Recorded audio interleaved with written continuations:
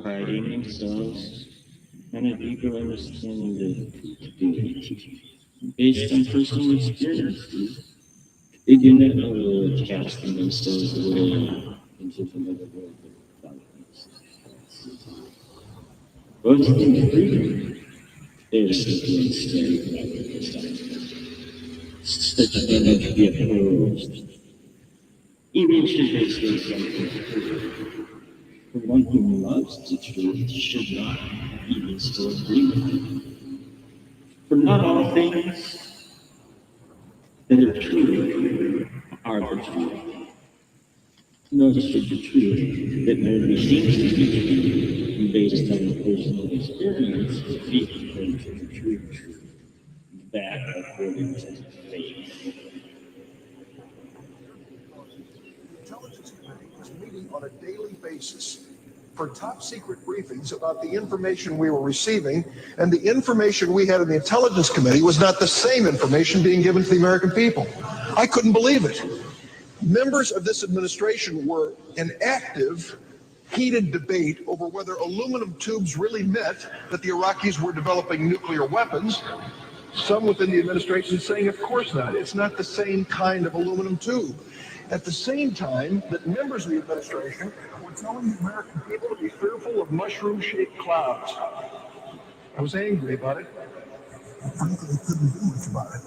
Because you see, in the Intelligence Committee, we're sworn to secrecy. You can't walk outside the door and say, the statement made yesterday by the White House is in direct contradiction to classified information that's being given to this Congress. We can't do that. We couldn't make those statements. And so in my frustration, I sat here on the floor of the Senate and listened to this heated debate about invading Iraq, thinking the American people are being misled. They are not being told the truth. But there's a reason. There's a reason. There's a reason for this. There's a reason education sucks. It's the same reason that will never, ever, ever be fixed. It's never going to get any better. Don't look for it. Be happy with what you got. Because the owners of this country don't want that. I'm talking about the real owners now. The real owners, the big wealthy business interests that control things and make all the important decisions. Forget the politicians. The politicians are put there to give you the idea that you have freedom of choice. You don't. You have no choice. You have owners. They own you. They own everything. They own all the important land. They own and control the corporations. They've long since bought and paid for the Senate, the Congress, the state houses, the city halls. They got the judges in their back pockets. And they own all the big media companies, so they control just about all of the news and information you get to hear. They got you by the balls. They spend billions of dollars every year lobbying to get what they want. Well, we know what they want. They want more for themselves and less for everybody else. But I'll tell you what they don't want. They don't want a population of citizens capable of critical thinking. They don't want well-informed, well-educated people capable of critical thinking. They're not interested in that. That doesn't help them. That's against their interest. That's right. They don't want people who are smart enough to sit around the kitchen table and figure out how badly they're getting fucked by a system that threw them overboard 30 fucking years ago. They don't want that. You know what they want? They want obedient workers. Obedient workers. People who are just smart enough to run the machines and do the paperwork and just dumb enough to passively accept both increasingly shitty jobs, the lower pay, the longer hours, the reduced benefits, the end of overtime, and the vanishing pension that disappears the minute you go to collect it. And now they're coming for your Social Security money. They want your fucking retirement money. They want it back so they can give it to their criminal friends on Wall Street. And you know something? They'll get it. They'll get it all from you sooner or later because they own this fucking place. It's a big club, and you ain't in it. You and I are not in the big club. By the way, it's the same big club they used to beat you over the head with all day long when they tell you what to believe. All day long, beating you over the head in their media, telling you what to believe, what to think. Lie. The table is tilted, folks. The game is rigged. And nobody seems to notice. Nobody seems to. Good, honest, hardworking people, white collar, blue collar, doesn't matter what color shirt you have on. Good, honest, hardworking people continue, modest people, continue to elect these rich cocksuckers who don't give a fuck about them. They don't give a fuck about you. They don't give a fuck about you. They don't care about you at all. At all. At all. And notice here, Taurus County, Americans will remain willfully ignorant of the big red, white, and blue dick that's being jammed up their assholes every day. Because the owners of this country know the truth. It's called the American dream, because you have to be asleep to believe it.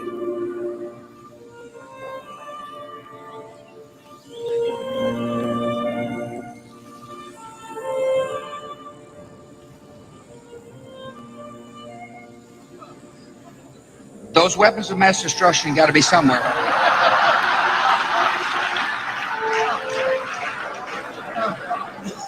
Those weapons of mass destruction got to be somewhere. Dude, I tell you what. Shit! Oh, my ears! We need to get the fuck out of here! Nope, no weapons over there.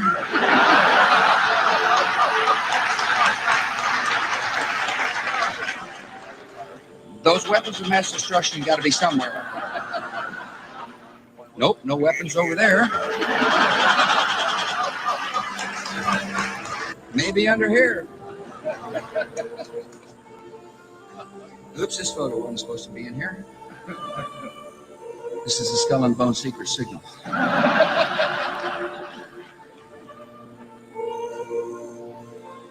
This is a Skull and Bone secret signal. This is a Skull and Bone secret signal. This is a Skull and Bone secret signal.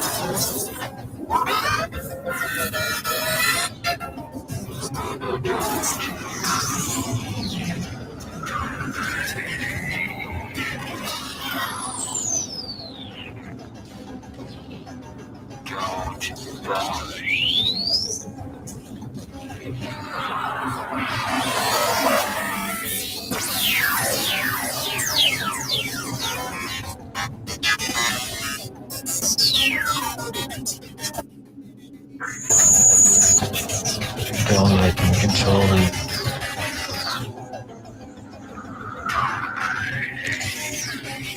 They would indoctrinate you. Don't believe their lies.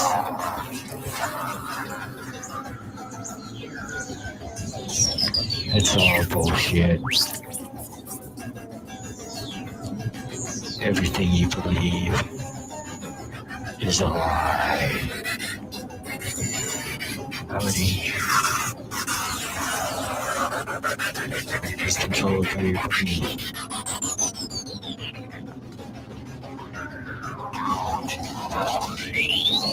Open your mind. Don't let them control you.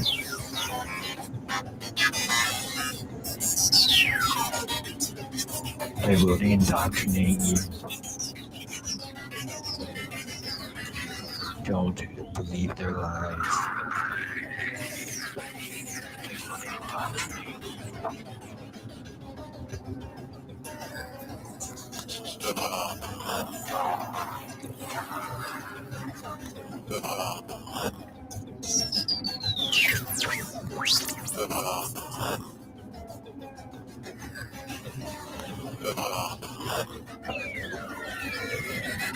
It's all bullshit.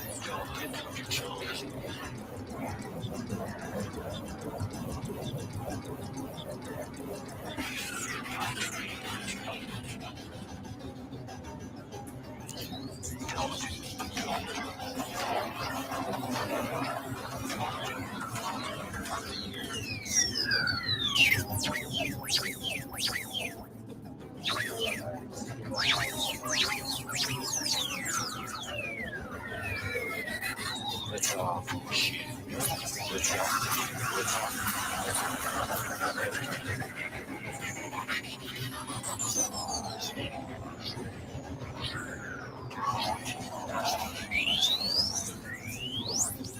It's control of your brain.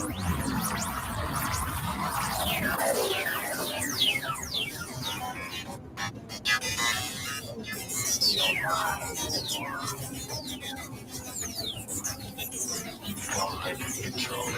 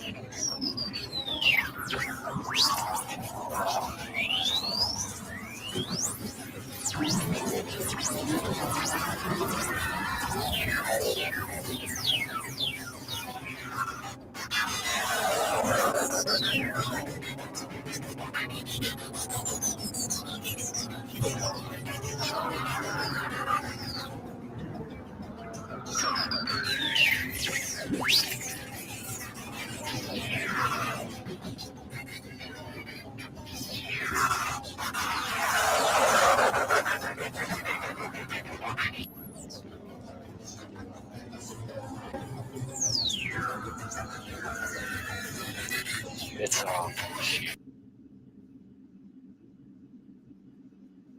All right, so we got a good show for you tonight. How's that for an introduction? Tonight's episode is basically going to be based upon what is known as a little pamphlet that is known as Silent Weapons for Quiet Wars. And I think it's probably one of the more important pieces of one of the more important documents in the world. It's very, it kind of gives you a really good overview of what's really going on. basically during the period while I'm doing this show, I'm going to take you all down a rabbit hole, and please don't come down this rabbit hole unless you got an open mind, because it gets a little out there. But not only am I going to introduce you to what the problem is these days, but I'm going to introduce you to what I've learned as something of a solution. So this should be an interesting ride. This is, of course, not expressing in any way the station's thoughts, feelings, and opinions on anything, because as a station, our thoughts, feelings, and opinions are we want everybody to get along. Now, so what we're talking about here is a pamphlet that, just a second here, let me pull it up. Bam. All right, so we got bam. Yeah, there's the first page, and that's the one you want to see. There we go. All right, let's move that over here. Put this up here, and let's show you what I'm talking about here. Now, I have spoken of this little pamphlet before, but this time, basically, I'm gonna sit and read it to you. Normally, in future episodes, I'm not going to sit there and read everything to you, but in this case, the information is important enough that I feel strongly that it's important that I read it to you guys. So, now, there we go. Bam! All right, so let's see, let's show you this. There we go. Bam. All right. So this basically, it starts out, this was found in it was originally part of a conglomeration of people that are known as the Bilderbergs. Their first meeting was, I believe, in 1954, if I'm not mistaken. And this was basically from 1979, and it was found as a partial document in a printer that was bought on a Boeing surplus auction. So, as you can imagine, it's a little on the at the time it was a little controversial. I think you will find that as we go through this, that it's pretty much a pretty good explanation for what is going on right now. And one thing I want to make certain, because George Carlin there himself was talking about this exact same thing, which is what I call the quiet war due to finding this document. Now, he was pretty accurate, except for the fact that he was thinking it's only the U.S. government that's behind this. It's not. It's all governments, the world over, all people. I will show you a list a little later of, basically a list of names of people that are involved in this. But y'all know this. This is not new. The point is that it matters. And that's why I'm sitting here reading it to you now. And I mean, if you don't think it matters, look at it this way. The first time I tried to record that last song that played, something happened. There was this ungodly racket of ghost music that I couldn't mix down. It didn't have any audio files. It wasn't on any bus. You couldn't control it with the master. You couldn't mix it down, and you couldn't screen record it. Ruined the whole recording. All those files vanished because all my hard drives had failed. And while I was getting ready for this, it's like I had everything carefully curated, and it's like it all went booms. I mean, 1 minute I was working on it and everything was right, and the next minute everything was messed up, and I had to actually go in and hack the program in order to dig up a previous iteration of it, right? So, I mean, believe what you will. It's like I've found that over the years, I've seen things and been around things that give me no choice but to have an open mind. I firmly believe that a closed mind will be the death of us all. So let's get to this. So, and again, this is, you can see the top secret, silent weapons for quiet wars, blah, blah, blah. We got the welcome anniversary. Now, here's an important thing, and this is why I'm going to read basically a pretty good chunk of this to you. It's only 40-something pages long, and I'm skipping like all the math that is in this, although I will eventually place the link for anybody that wants to actually look at the mathematics and see how they work, because they're pretty revealing as well. All right, so it says, welcome aboard. This publication marks the 25th anniversary of the Third World War. And this is in 1979, called the Quiet War, being conducted using subjective biological warfare. I call it psychological and neurological warfare myself. Fought with silent weapons. This book contains an introductory description of this war, its strategies, and its weaponry. Remember, 1979, folks. Security. It is patently impossible to discuss social engineering or the automation of a society, i.e., the engineering of social automation systems. That's what they refer to as silent weapons. We'll get into that in a minute. On a national or worldwide scale without implying extensive objectives of social control and destruction of human life, i.e., slavery and genocide. Let me repeat that, i.e., slavery and genocide. All right, so this manual is in itself an analog declaration of intent. Such a writing must be secured through public scrutiny. Otherwise, it might be recognized as a technically formal declaration of domestic war. Furthermore, whenever any person or group of persons in a position of great power and without full knowledge and consent of the public uses such knowledge and methodologies for economic conquest, it must be understood that a state of domestic warfare exists between said person or group of persons and the public. The solution of today's problems requires an approach which is ruthlessly candid, with no agonizing over religious, moral, or cultural values. Okay, this is the world leaders, and I will again show you the list, and you'll be surprised. With no agonizing over religious, moral, or cultural values. So no agonizing over any of the values that anybody holds important. You have qualified for this project because of your ability to look at human society with cold objectivity, yet analyze and discuss your observations and conclusions with others of similar intellectual capacity without the loss of discretion or humility. Such virtues are exercised in your own best interest. Do not deviate from them. So there's basically the warning of, talk and die. All right, so let's see. Let's go over to this right here. And we will move this over here so you can get a good look at it, because I basically wrote down some of them. I put some of the more important parts off to the side so it's easier to keep track. So where were we? Oh, yeah. So that was the introduction to the person. Like, hi, welcome to our club. She says, why does that not surprise me? All right, hold on a second. Naturally, my program closed. And it's most likely we're going to run into issues.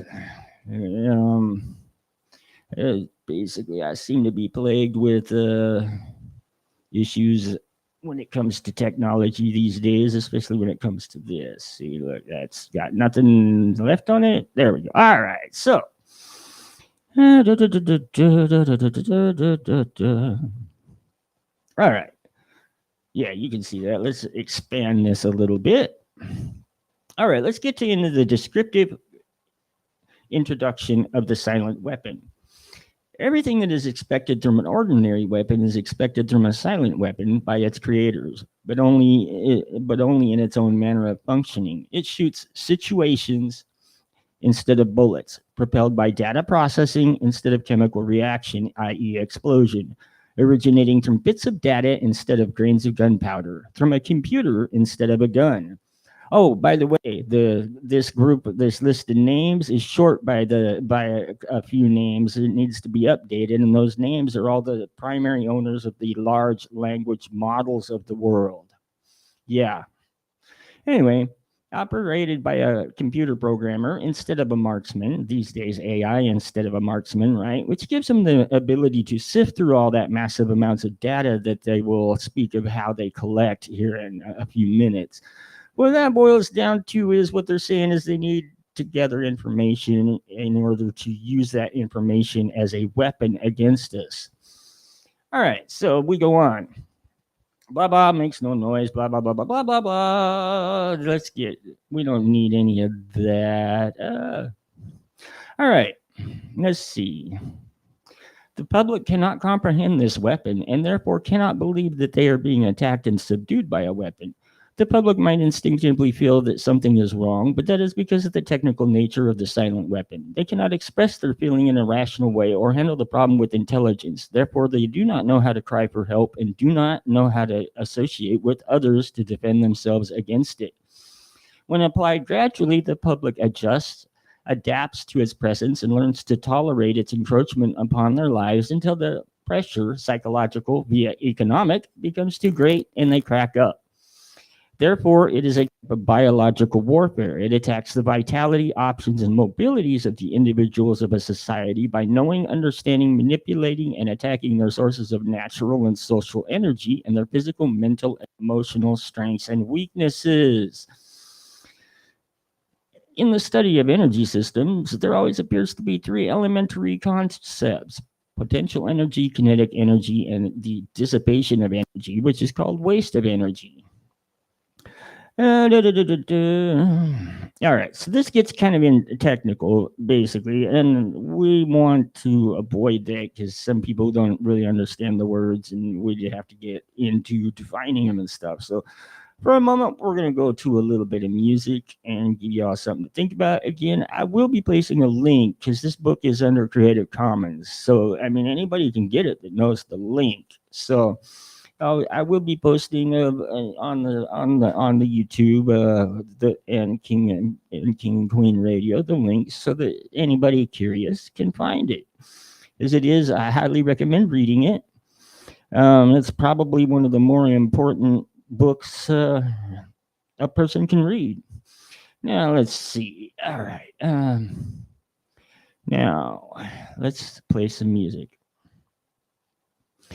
This one is dedicated to a lot of friends I've lost thanks to the fentanyl war.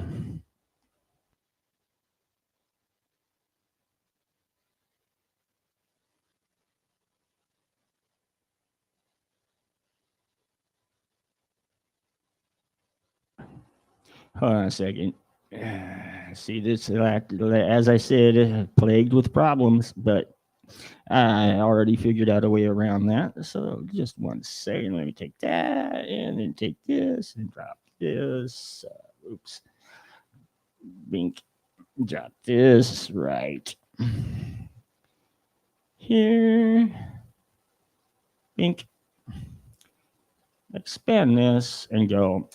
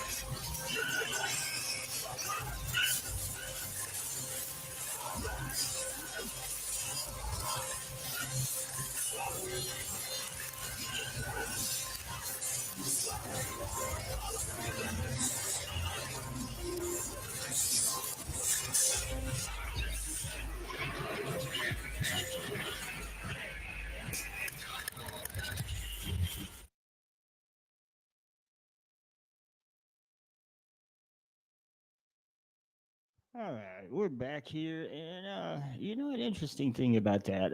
I've been studying the field of cymatics, and I'm not sure if you're quite familiar with what cymatics is, but it's basically the science of sound and geometric shape. There's a point in time in the near future where we will actually get into the whole cymatics thing because I mean it is actually kind of critical to what I'm trying to get across here, but.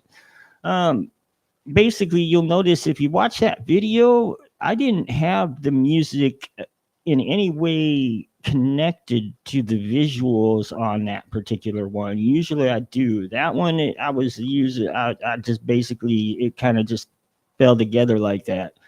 But you'll notice that there's a lot of it basically, despite that fact that the visuals went in, locked themselves in time with the music, and then started to display quite a bit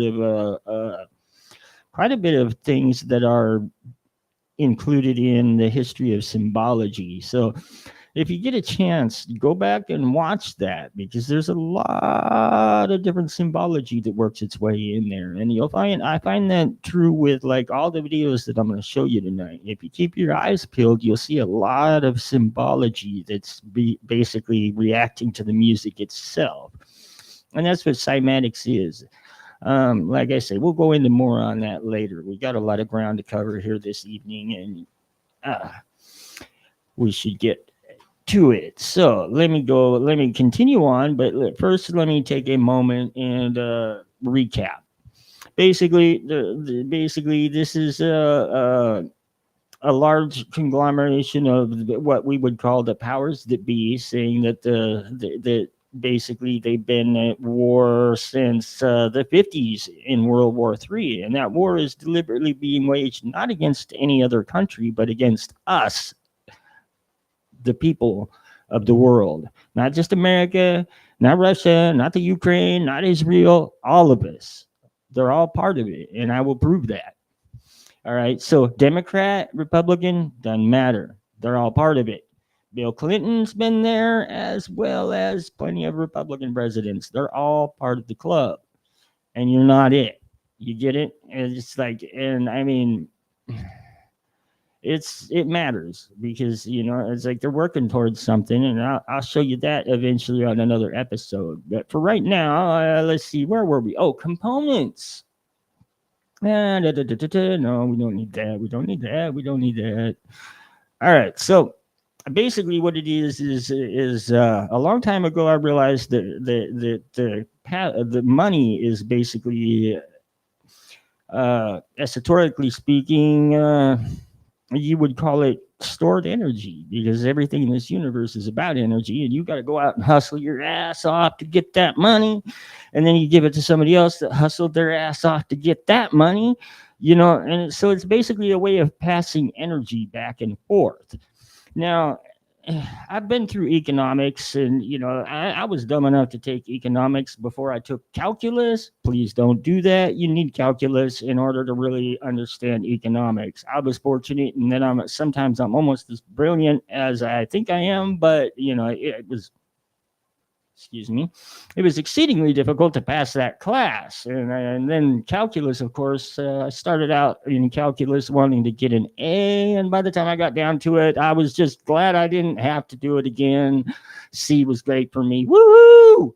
Yeah, calculus is, you know, it's definitely all right. And so the guy that came up with the original plan for this, that came up with the whole, you know, money as energy type of thing. And that's what, when I found this in my collection of, because I collect information, and before all my hard drives failed, I used to have quite a vast library that I walked around with me all the time. I'm certain much larger than the New York City Library, and most of it repressed or hard to find information. So, and most of that was lost because I was dumb enough to check my bags when I went through the airport, and you know, Homeland Security just, I don't know what they did to it, but you know, there went 10 terabytes of information, boom, gone. So if you got something like that, don't check your bag. All right, so where were we? All right, so the guy that came up with that concept, it went by the name of Amory Rothschild. Now, Amory is, if you don't know who he is, that's basically the guy that made the Rothschild fortune.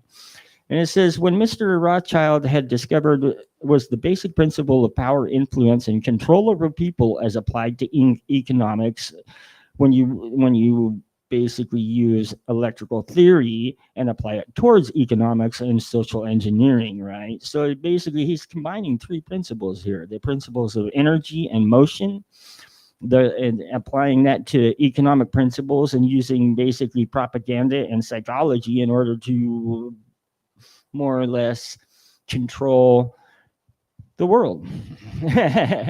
More on that later. All right, so when you basically the control over people can be simplified to, let me do this. Let's screen share so y'all can see this, huh?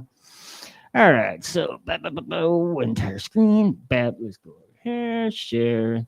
All right, now let's let you take a look at this. All right, so let's see, where were we? And this kind of talks about how the where was I?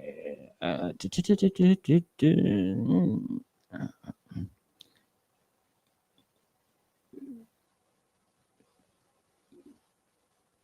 right, here we are.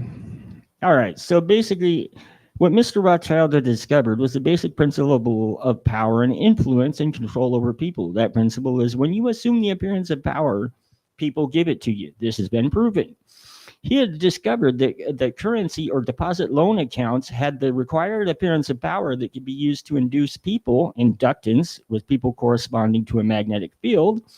So basically, that's going into electric theory, which we're going to avoid that because it gives you a headache almost as much as quantum mechanics. But basically, the appearance of power that can be used to induce people into surrendering their real wealth in exchange for a promise of greater wealth instead of real compensation. That's how the credit system was invented. They would put up real collateral in exchange for a loan of promissory notes. Mr. Rothschild found that he could issue more notes than he had backing for, so long as he had someone's stock of gold as a persuader to show his customers. All right, if you look up the Rothschild family fortune, that's basically how they made it. You know, he was more or less the first real international banker. All right, so Mr. Rothschild loaned his promissory notes to individuals and to governments, which of course, gives him a little bit of leverage, doesn't it?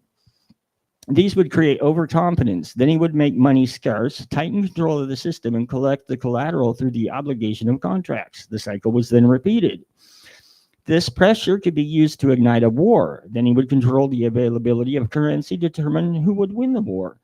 That government which agreed to give him control of its economic system got his support. Collection of debts was guaranteed by economic aid to the enemy of the debtor.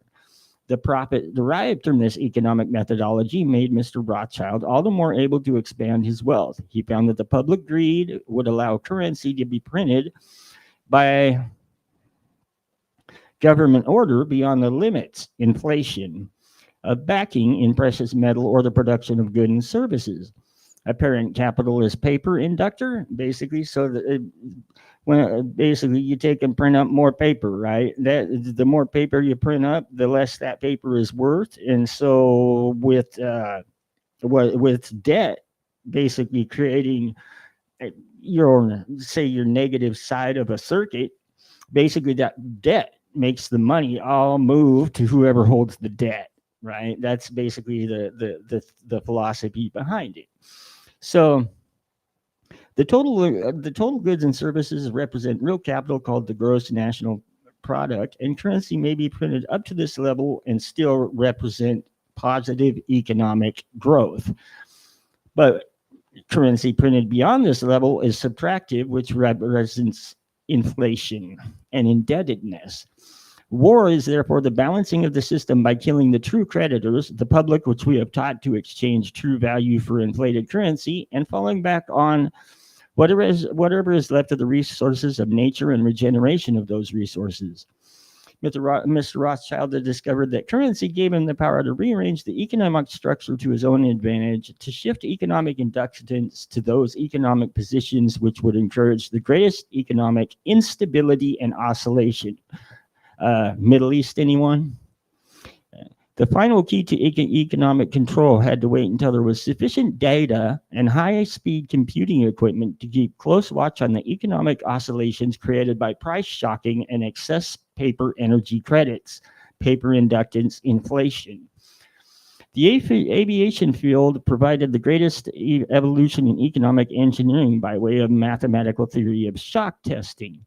So basically, what they're saying there, and what it keeps on talking about all the rest of the way down, is by creating economic disruption, they can use the mathematics of economics in order to basically see how the public reacts to this and get a feeling for basically the herd mentality, the psychology of the social, of the culture that they're trying to manipulate. All right.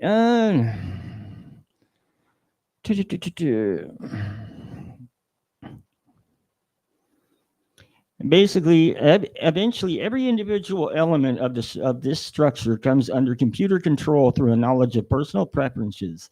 Such knowledge, guaranteed by Computer Association of Consumer Preferences, Universal Product Code (UPC), zebra stripe pricing codes on packages with identified consumers, identified via association with the use of a credit card, and later a permanent tattooed body number invisible under normal ambient illumination. Now let's take a second here, and let me show you the basically the data, the plan, because this is like, it gets pretty heavy here. All right, so we'll go down here. All right, so this one, we crack this open, expand that up. All right, so basically, what they need in order to do this social engineering that they didn't have before, I mean, I can trace this all quite a ways back, and we'll get into that later. But Amory was alive from like something like the middle of the 1700s to like 1812, and it was like in the 1700s that he actually started on this, and it's been passed down, and it's still going today. You'll see as I get through it, I mean, so basically what they needed is they needed enough input and output. They needed enough information in order to socially engineer and work towards basically getting the public into the mindset that they want. We'll go into that on further episodes. The process of defining and evaluating the factors and incorporating the economic amplifier, which is basically, they take the information and that tells them where to apply pressure to the economic structure of the world, because we have a world economy right now, whether we like it or not. And that does include BRICS, because their economy still relies on ours. Even Russia, I mean, they're kind of hurting because of the cutoff, but we're hurting too. I mean, make no mistake about it. They're not shipping from China to here right now, and I mean, it's a world economy. So the designer, blah blah blah blah blah blah blah. All right, so here's basically the inputs of what this is the information they need in order to enact this plan.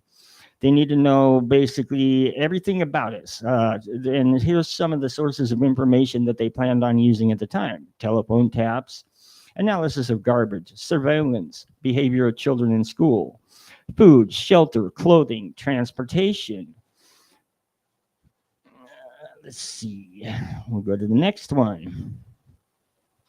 All right, so it basically, as far as they need to keep track of social contacts through the telephone, itemized record of calls. Now, a wise man once told me that if something's free, you're not the customer, you're the product, right? So think about the free phones and the free internet while I'm going through this list of how they planned on in 1954 up to 1979 of gathering information. Telephone, itemized record of calls. Family, marriage certificates, birth certificates. Friends, associates, memberships in organizations and political affiliations.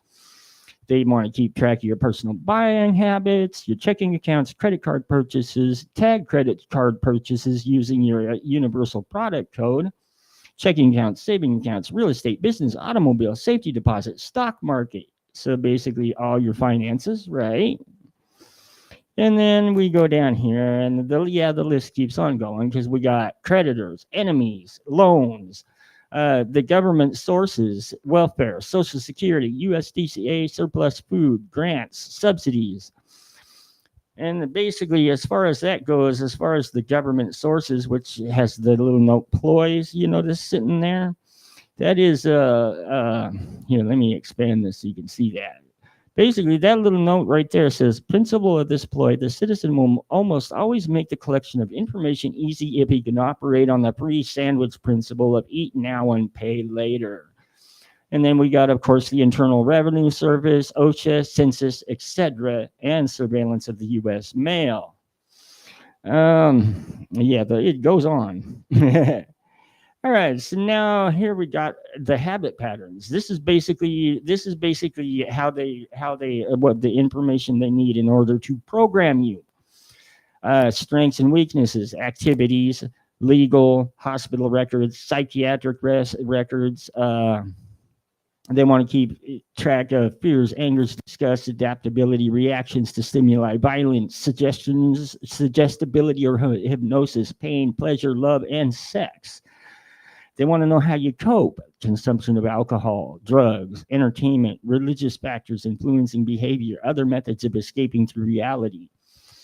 And let's see, then how you pay stuff, payment of telephone bills, energy, water, repayment of loans, house payments, automobile payments, payments on credit cards, political sensitivity, beliefs, contacts, positions, strengths, weaknesses, projects, and activities.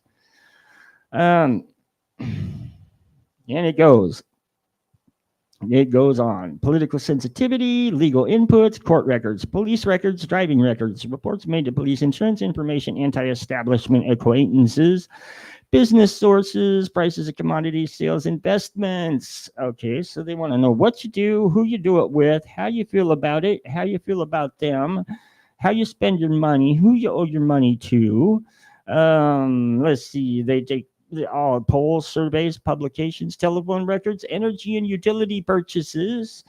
And the list keeps on going. Don't you just love it? All right, so let's see, outputs, create controlled situations, manipulation of the economy, hence society, control by control of compensation and income. All right, so what they're saying here is basically by controlling how much money you get, that allows them to control basically everything. The sequence is allocates opportunities, destroys opportunities, controls the economic environment, controls the availability of raw materials, controls capital, controls bank rates, controls the inflation of currency, controls the possession of property, controls industrial capacity. We'll get more into that one there on another episode. Controls manufacturing, the availability of goods, the prices of goods, controls services and labor force, payments to government officials, legal functions, personal data files, advertising, media content, material available for TV viewing, disengages attention from real issues, engages emotions, creates disorder, chaos, and insanity, controls design of more probing tax forms. Remember, they just gave a whole heap of millions of dollars to the IRS, surveillance, which, I mean, if you don't know how many cameras there are out there, then you should.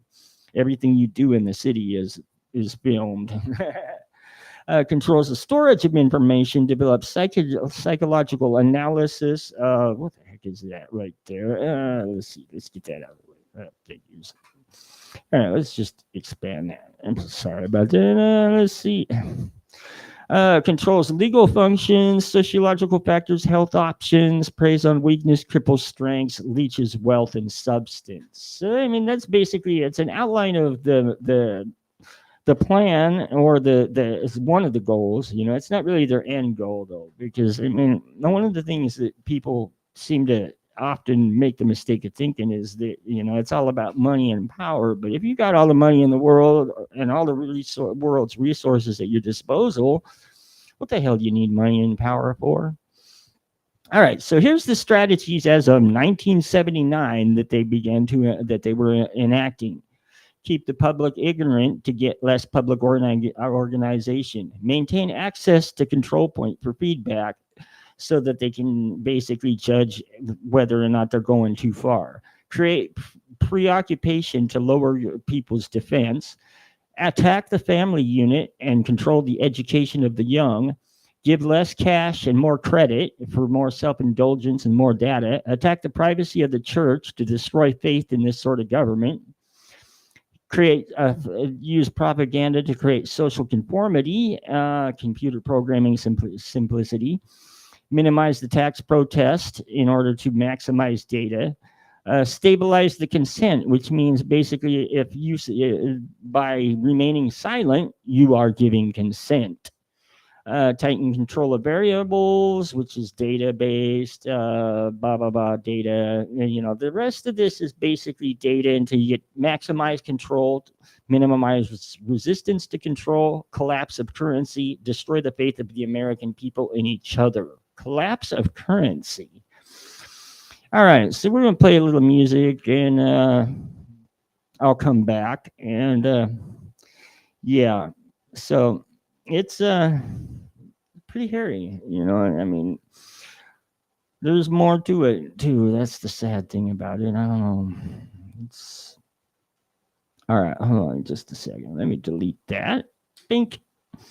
And then take let's see, I need to take a break, so I'm gonna play one that I did for hold on a second. Yeah, see, this is the non-handy part about having everything like explode at the end of it, right? I don't know. Hold on one second.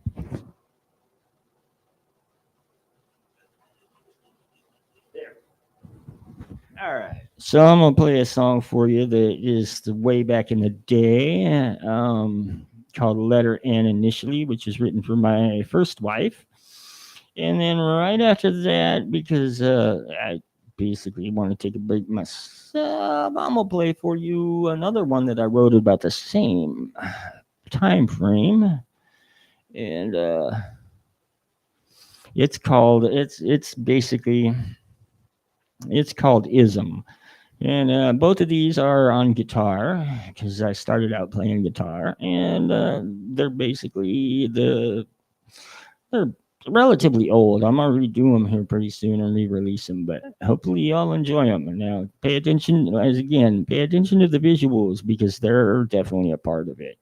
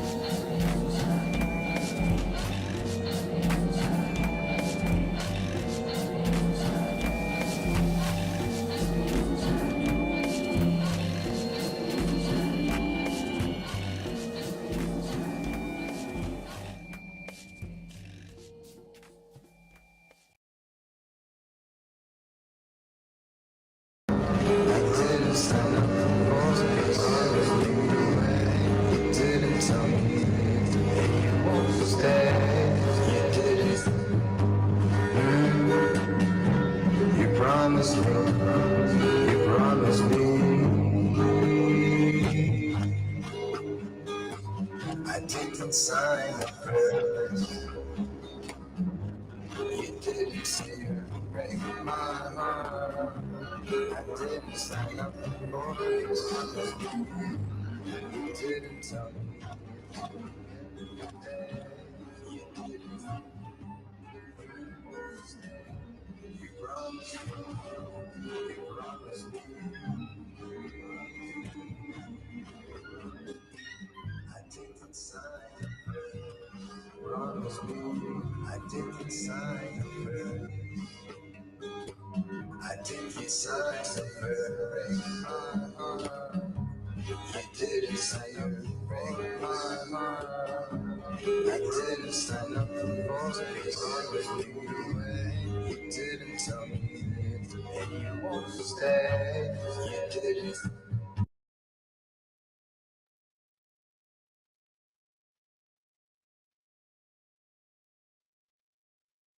I didn't sign up for this. You didn't tell me that you won't stay. You didn't. You promised me. You promised me. I didn't sign up for this. You didn't say you'd break my heart. I didn't sign up for this. You didn't tell me. You didn't stay. You promised me. You promised me. I didn't sign up for this. Promise me. I didn't sign up for this. I didn't sign up for break my heart. I didn't sign up to break my heart. I didn't sign up for this. You didn't tell me that you won't stay. When you leave me alone, alone. Now do you know? Now do you know how much it hurt? How much it hurt when you leave? When you leave me alone, alone. Now do you know? Now do you know how much it hurt? How much it hurt when you leave? When you leave me alone, alone. Now do you know? How much it hurt when you leave?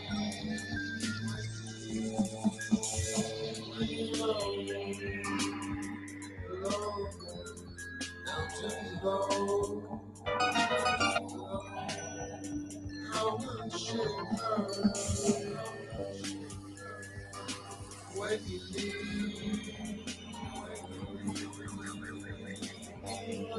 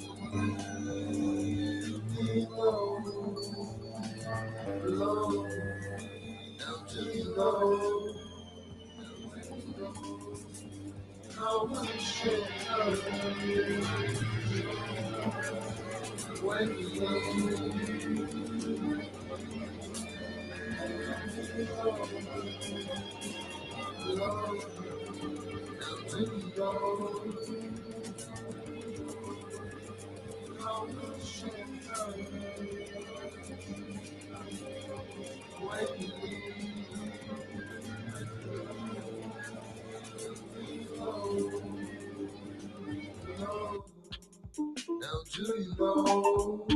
Now do you know how much it hurts when you leave? When you leave me alone. Now do you know when you leave? When you leave me alone.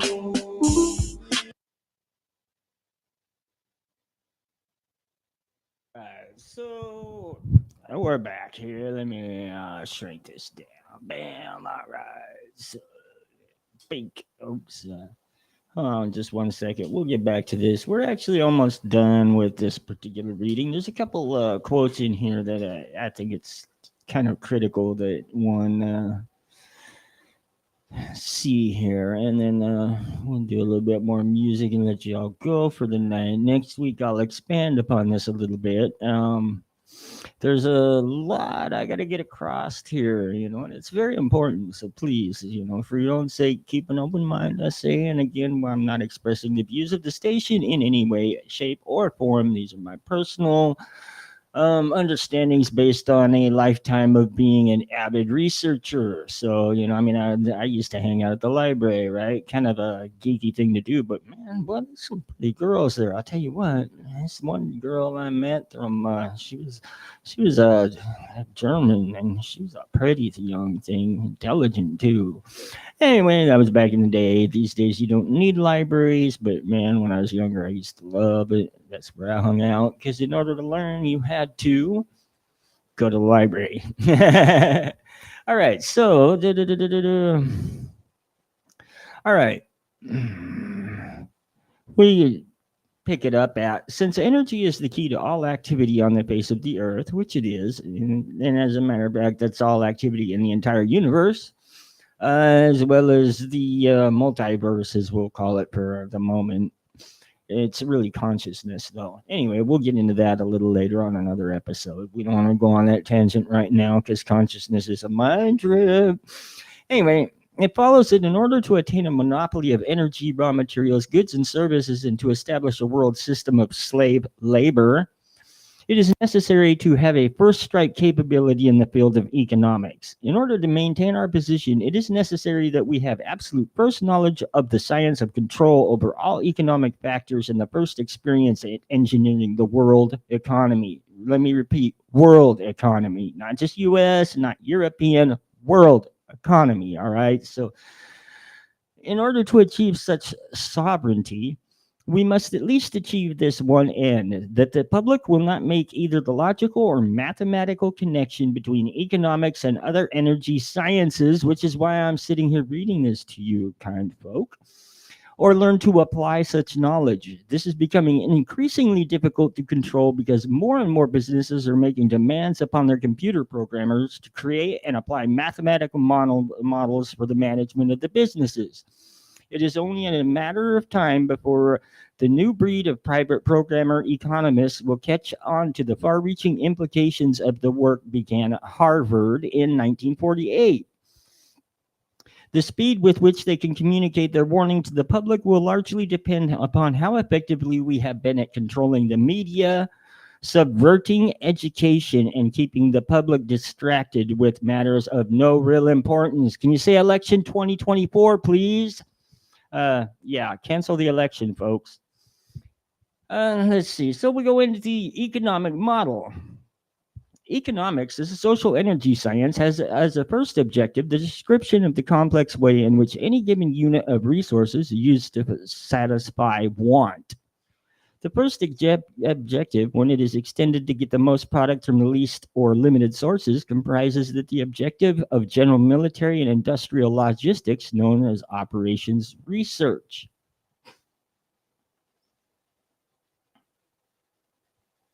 Now, see, at the end of World War II, they came up with the operations research. Its purpose was to discover the science of controlling an economy. At first, the American economy and then the world economy. It was felt that with sufficient mathematical foundation and data, it would be nearly as easy to predict and control the trend of an economy as to predict and control the trajectory of a projectile. Such has proven to be the case. Moreover, the economy has been transformed into a guided missile on target. The immediate aim of the Harvard Project was to discover the economic structure, what forces change that structure, how the behavior of the structure can be predicted, and how it can be manipulated.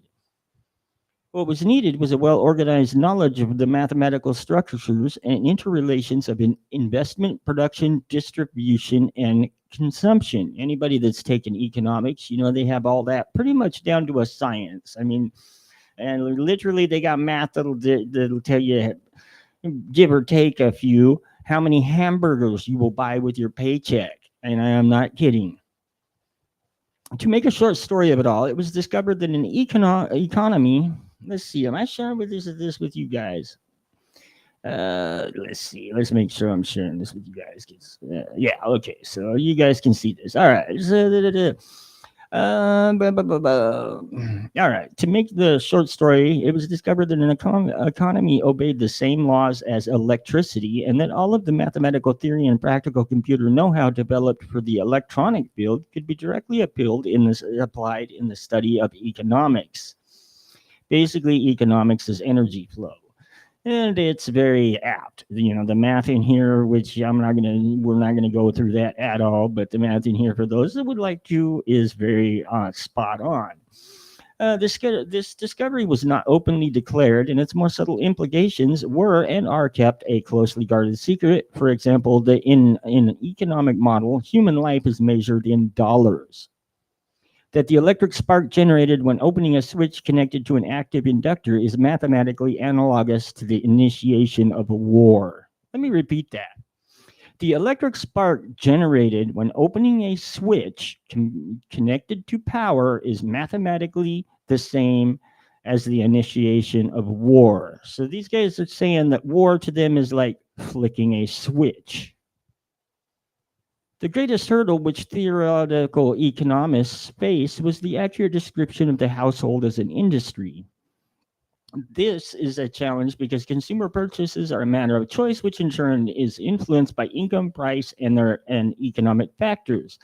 This hurdle was cleared in an indirect and statistically approximate way by an application of shock testing to determine the current characteristics called coefficients of the household industry. All right. Firstly, because problems in theoretical electronics can be translated very easily into problems of theoretical economics and the solution translated back again, it follows that only a book of language translation and concept definition need to be written for economics. The remainder could be gotten from standard works on mathematics and electronics. This makes the publication of books on advanced economics unnecessary and greatly simplifies security. So basically, it's a plan to censor the amount of information the average person can learn regarding economics and how to how to get up there where they are. Let's see. Let's see. Let's get to some more. Computer information derived from the use of the UPC code in conjunction with credit card purchases as an individual household identifier could change the state of affairs by providing the necessary information that we need in order to shock test the economy. Basically, we don't have no. See, there's no data deficiency these days. I mean, it's no longer a matter of if any of us are on a list. It's a matter of what list you're on and how high up on that list you are.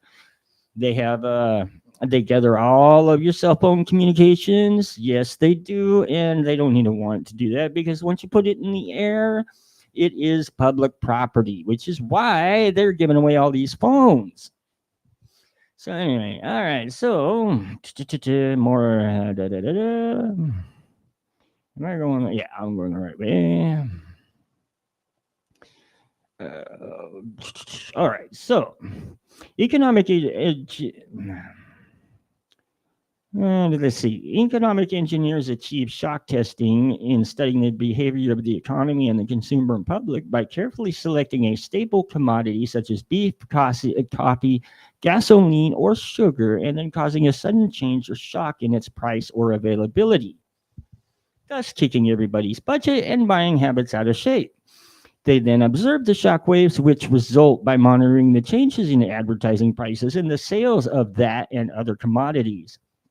The objectives of such studies is to acquire the knowledge how to set the public economy into a predictable state of motion or change, even a controlled self-destructive state of motion, which will convince the public that certain expert people should take control of the money system and reestablish security rather than focused on things like liberty and justice for all. When the subject citizens are rendered unable to control their financial affairs, they of course become totally enslaved, a source of cheap labor. Not only the prices of commodities, but also the availability of labor can be used as the means of shock testing. Labor strikes deliver excellent shocks to an economy, especially in the critical service areas of trucking, communication, public utilities, energy, water, garbage, etc.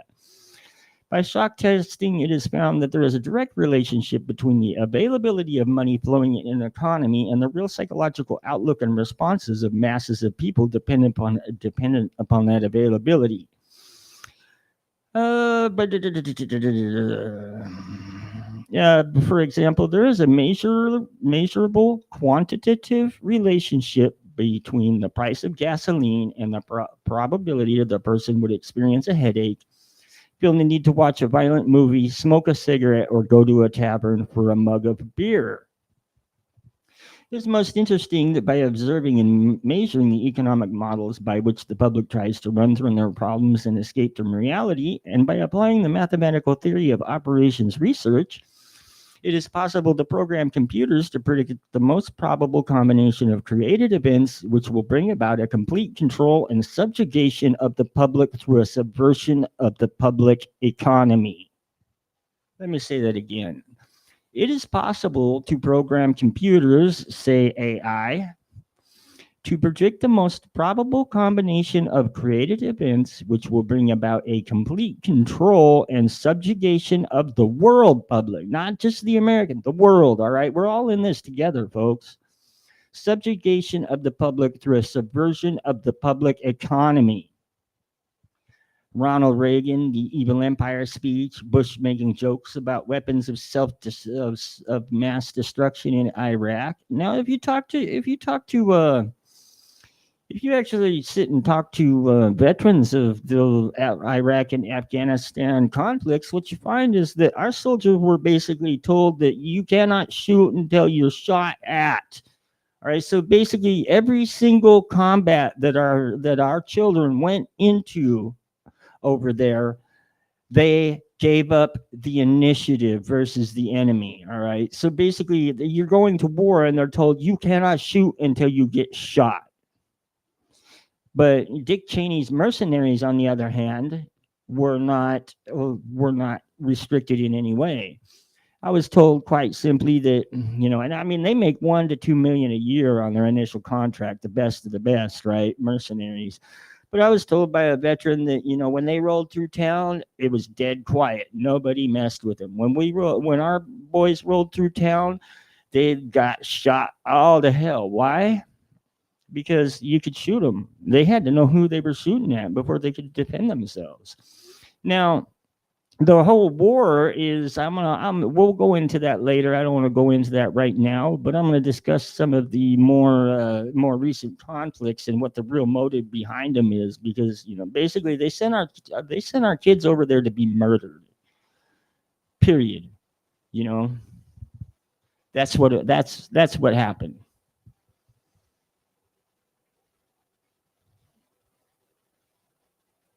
All right, so let's get through some of this technical stuff, because I don't really want to bore people with like amplifier talk and blah blah blah blah blah blah blah. Am I going the right way? Yeah.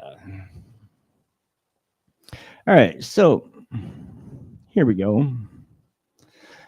All right, so let's go into the primary strategy, which their primary strategy is basically based on diversion.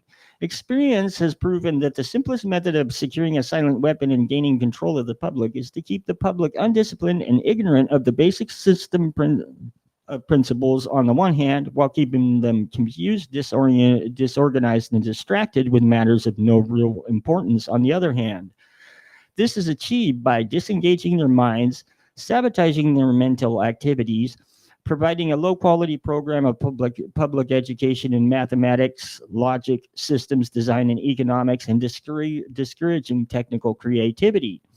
Engaging their emotions, increasing their self-indulgence and their indulgence in emotional and psychological activities by unrelenting emotional affrontations and attacks, mental and emotional rape, by way of a constant barrage of sex, violence, and wars in the media, especially the TV and newspapers, giving them what they desire in excess, junk food for thought, and depriving them of anything they really need or anything of substance.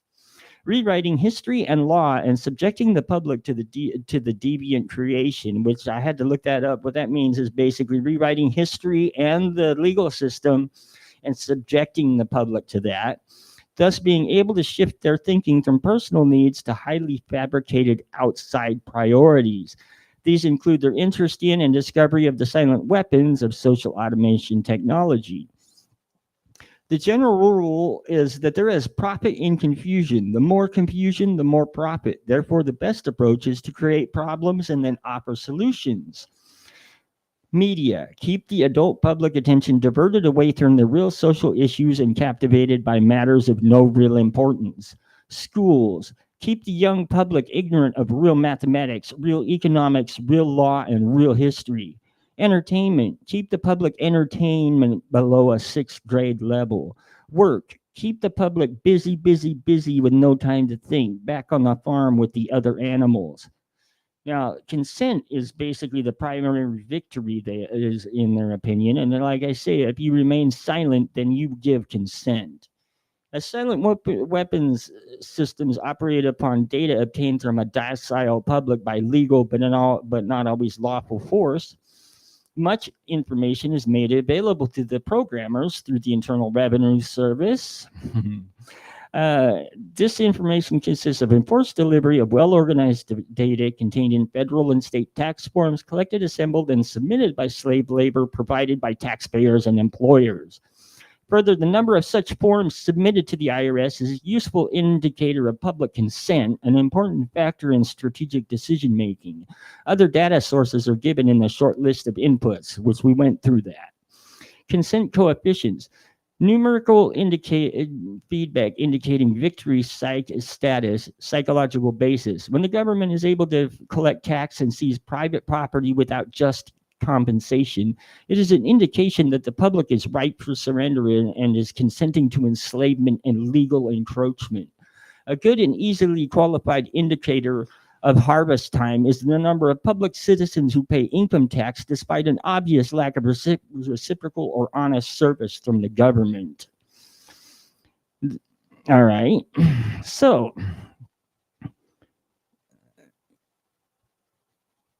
the next step in the process of designing an economic amplifier, which is basically to feed energy and amplify it and direct it is discovering the energy sources.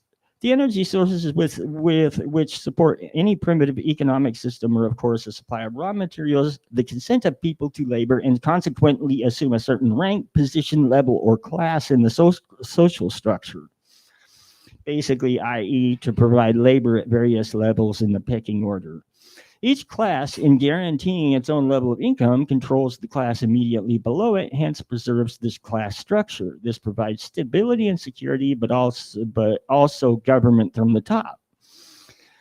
As time goes on, communication and education improve. The lower class elements of the social labor structure become knowledgeable and envious of the good things that the upper class members have. They also begin to attain a knowledge of energy systems and the ability to enforce their rise through the class structure. This threatens the sovereignty of the elite. If this rise of the lower classes can be postponed long enough, the elite can achieve energy dominance, and labor by consent no longer will hold a position of an essential energy source. All right, now, this is kind of something I want everybody to think about, because we're headed towards basically World War III, and according to them, World War III is in 1979. World War III was already going for 25 years, and so the social media war is a world psychological war, and people have been throwing their kids on the front line of it, and some of them since they were like babies. It's crazy. So let's look at this again, and let me explain something. All right. Labor by consent no longer will hold a position of an essential energy source. All right. So now they got AI, and they're pushing pretty quick to get AI controlled robots. So, it's getting to the point where they don't need slave labor anymore. They got slave labor that won't revolt against them, and they don't have to really worry about all this subtle stuff. So think about that as we head into this next war. Until such energy dominance is absolutely established, the consent of people to labor and let others handle their affairs must be taken into consideration, since failure to do so could cause the people to interfere in the final transfer of energy sources to the control of the elite. We'll stop here, and I'll tell you that we're going to cover precisely why they need that. You notice they're not talking about money. They're not talking about power. They're talking about energy sources. This is critical, all right? Everybody thinks it's about money or power, but I've spent millions in my life, and I'm telling you right now, anybody who has more money than they can possibly spend and everything they want doesn't give a rat's ass about more money. Money is just a means to an end. If you got plenty of money and you don't need any more, then you're good with it. But if you need more money, then it's because you have some type of end that you're trying to reach. And that's what this is about. It is essential to recognize that at this time, the public consent is still an essential key to the release of energy in the process of economic amplification, i.e. control. Therefore, blah, blah, blah, blah. All right, so here they're saying basically, again, they're basically they're talking about analyzing the analysis of data, because data is critical. And of course now, before, like all the data on the internet, they really didn't have much of a capacity without, they really couldn't keep track of all of it. Now they can, and it's like, now they can. Anything you put out there on the internet, they have. Anything you do on your phone, they have. Anywhere you go, they have film of it. All right. And this is a fact. Read the news. Look how they're catching people. Their phones. They watched a guy that killed these girls down in Idaho all the way to Pennsylvania. They had him on camera the whole way in his vehicle. Now, I'm glad they caught him, because he was a bastard, and the crime he did, it was heinous. But while I'm reading that, I'm also noticing that they were able to film him driving completely across the country. All right. So keep that in mind. The objective of these artificial wombs is to provide a stable environment for both stable and unstable activity, to provide a shelter for the evolutionary process of growth and maturity.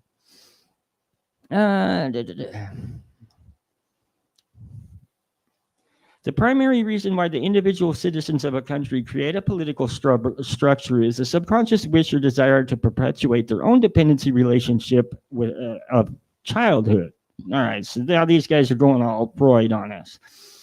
Simply put, they want a human god to eliminate all risks from their life, pat them on the head, kiss their bruises, put a chicken on every dinner table, clothe their bodies, tuck them in bed at night, tell them everything will be all right when they wake up in the morning.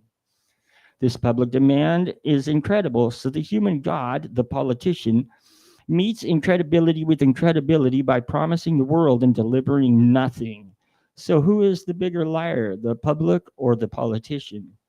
This public behavior is surrender born of fear, laziness, and expediency. It is the basis of the welfare state as a strategic weapon useful against a disgusting public. Most people want to be able to subdue or kill other human beings which disturb their daily lives, but they do not want to have to cope with the moral and religious issues which such an overaction on their part might raise. Therefore, they assign the dirty work to others, including their own children, so as to keep the blood off their hands. They rave about the humane treatment of animals and then sit down to a delicious hamburger from a whitewashed slaughterhouse down the street and out of sight. But even more hypocritical, they pay taxes to finance a professional association of hitmen, collectively called politicians, and then complain about corruption in government. Basically, responsibility. Again, most people want to be free to do the things they want to do, but they're afraid to fail. The fear of failure is manifested in irresponsibility and especially in delegating those personal responsibility to others where success is uncertain and carries possible or created liabilities, i.e. legal ramifications, etc., which the person is not prepared to accept.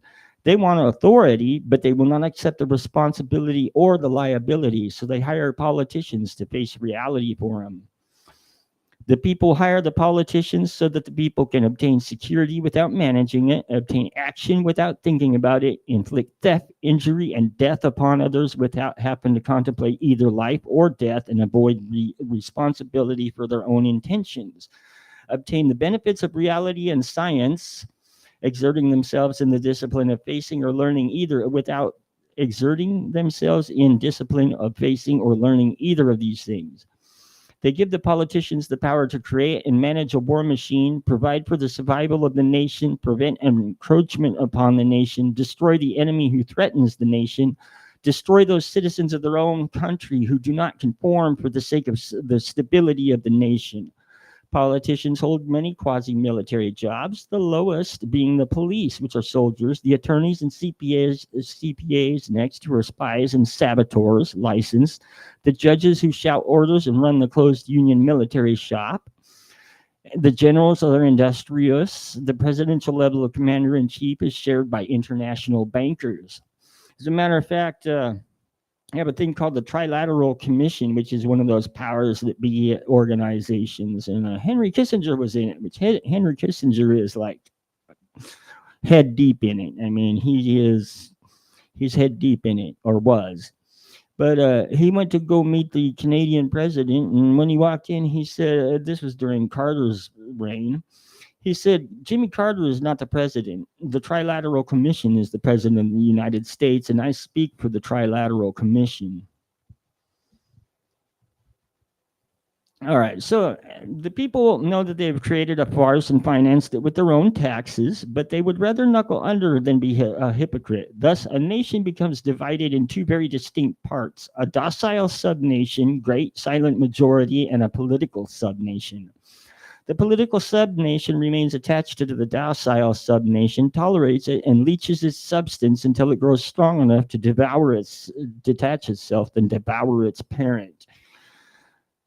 In order to make meaningful computerized economic decisions about war, the primary economic flywheel, it is necessary to assign concrete logistical values to each element of the war structure, personal and material alike. This process begins with a clear and candid description of the subsystems of such a structure. Now we're going to take a break there and listen to some music because it's pretty heavy and it's actually pretty depressing. But you know, it's like the world needs to know because you know it's like this is no joke. All right, I grew up with the people that have security, the security level that knew about this. I was raised knowing about the Quiet War from birth. You know, that's probably why it didn't really suck me in because you know, I mean, the fact of the matter is I've known about it my whole life. But for those of you that you know maybe think that it matters what you vote or you know that the government may be on your side, no, and, you know, they're on their side, not yours. And that by that I mean there is no war to them. That's something they put on to kill us off. You know, they're not at war. We are. And I mean, think about that. That's scary. All right, hold on a second here. Let me get some music.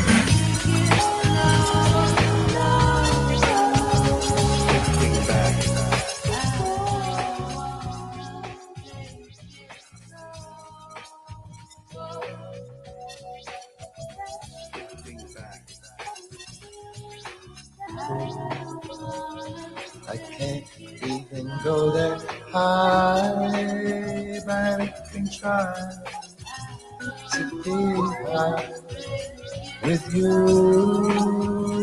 all my life. I can try, it's true. Oh no, you don't understand. I can't go that slow or that high. You don't understand. I can't go that slow. I can't even go that high, but I can try to be high with you all my life. I can try, it's true. I know you don't understand. I can't go that slow or that high. You don't understand. I can't go that slow. I can't even go that high. I can try to be high with you all my life. I can try, it's true. I stand, I can't, that's all. One time, I can't, that's all.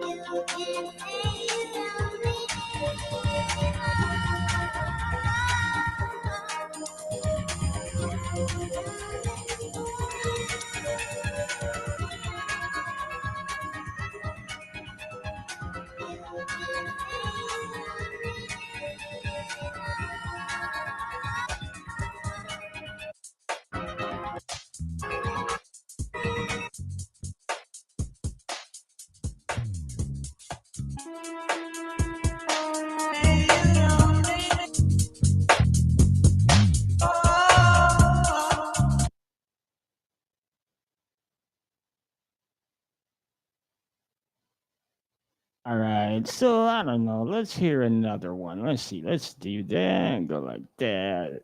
Bap, bam. We'll drop another one on here. What do we got?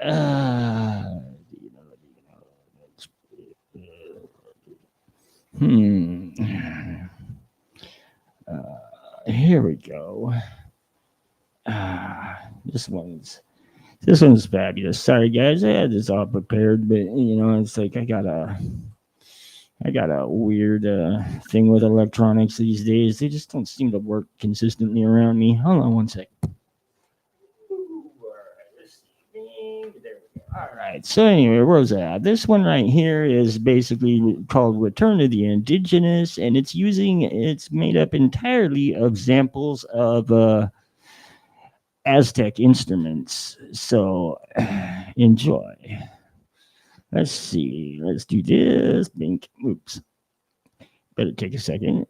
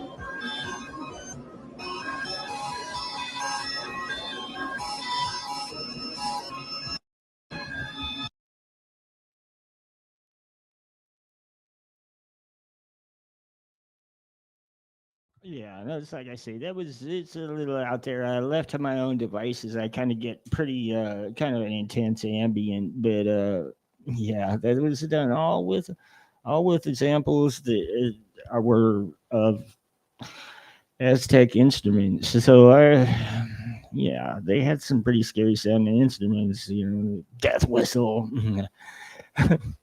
But we'll get into the Aztecs at a later date. Right now, let's get this. Let me boot this back up here. Where the heck is it? And get through the rest of the important parts of this, and then a couple short tunes, and then I'm out of here, and I'll let everybody go on along their way.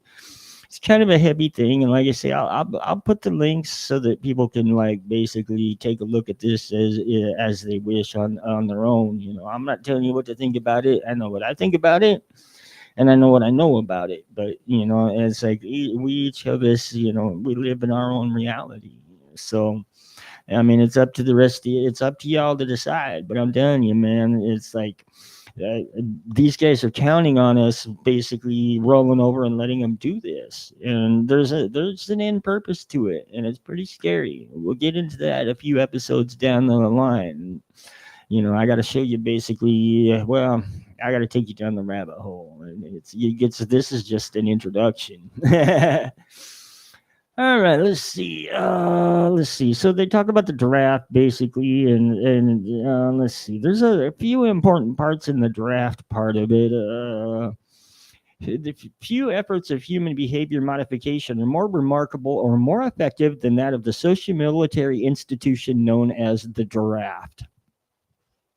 A primary purpose of a draft or other such institutions is to instill by intimidation in the young males of a society the uncritical conviction that the government is omnipotent.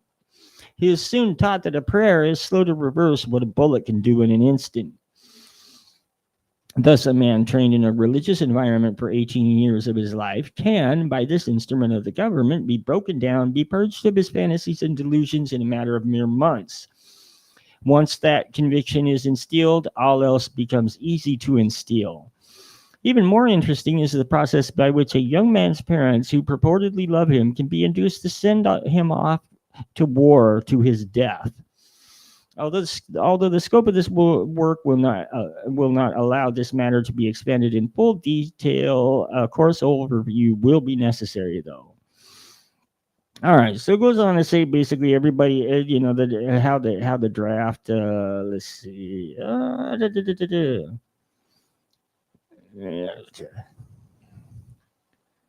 right, so no. Here we go. This is once a candidate economic definition of the draft is achieved. So basically, they're breaking everybody down into dollars and cents so they can send them off to war. That definition is used to outline the boundaries of a structure called a human value system, which in turn is translated into the terms of game theory. The value of such a slave labor is given in a table of human values, a table broken down into categories by intellect, experience, post-service job demand, etc., which is called, they have a federal website for that, which is basically your federal labor statistics. Some of these categories are ordinary and can be tentatively evaluated for certain jobs that a known fee exists. So basically, they break you down into the dollar cents of how much you are worth based on how much you make at your job. Some jobs are harder to value because they are unique to the demands of a social subversion. For an example, the value of a mother's instruction to her daughter, causing that daughter to put certain behavioral demands upon a future husband 10 or 15 years. Hence, can you say diamonds, which are not rare, nor are they valuable. In a pawn shop, they'll throw them on the floor. Thus, by suppressing his resistance to a perversion of a government, making it easier for a banking cartel to buy the state of New York, say in 20 years, by selling people diamonds, etc. Worthless junk that they've convinced people is worth money, which actually money is just an illusion anyway, but we'll get into that later. Such a problem leans heavily upon the observations and data of wartime espionage and many types of psychological testing. But crude mathematical models can be devised, if not to predict, at least to predetermine these events with maximum certainty. Of course, now they're using AI to predict everything. So keep that in mind. What does not exist by natural cooperation is thus enhanced by calculated compulsion. Human beings are machines, levers which may be grasped and turned. There is little real difference between automating a society and automating a shoe factory. These derived values are variable. It is necessary to use a current table of human values for computer analysis. These values are given in a true measure rather than US dollars, since the later is unstable. Now, okay, now let's go through this paragraph again.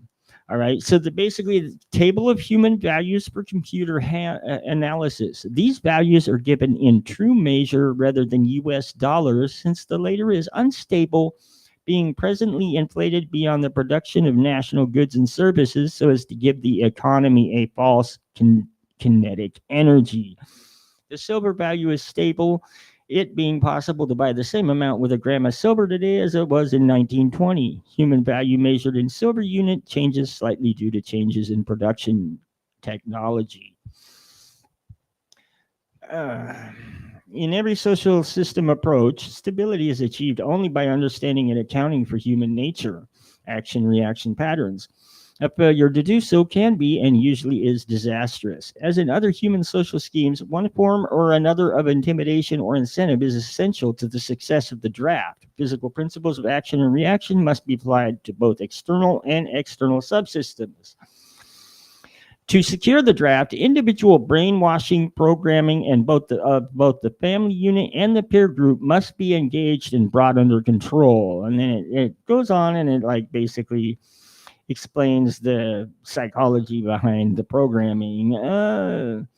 As the transition becomes more difficult to manage, the family unit must be carefully disintegrated, and state-controlled public education and state-operated child care centers must become more common and legally enforced so as to begin the detachment of the child from the mother and father at an earlier age. Inoculation of behavioral drugs, Ritalin, can speed the transition for the child. Mandatory. Caution. A woman's impulsive anger can override her fear. An irate woman's power must never be underestimated, and her power over a pussy-whipped husband must likewise never be underestimated. It got women the vote in 1920. All right, so and then we go at the end, they say, those who will not use their brains are no better off than those who have no brains. And so this mindless school of jellyfish, father, mother, son, and daughter, become useful beasts of burden or trainers of the same. All right, so let's go a little further here. Back up here, there's one part I missed that is critical. All right. All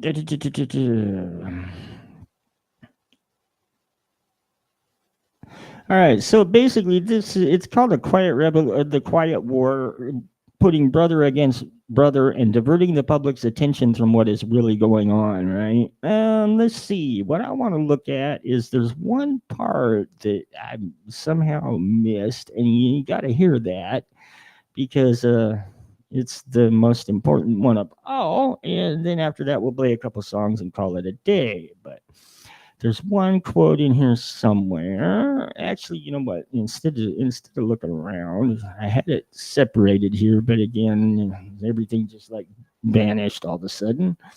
I cannot explain it, nor will I try. It just happened. So it is what it is. Let's see. I have a wrong folder here. So what we'll do is we'll just open it up. The book itself, wherever it is. Where the hell is it? Figures. Search media. Should be it right there.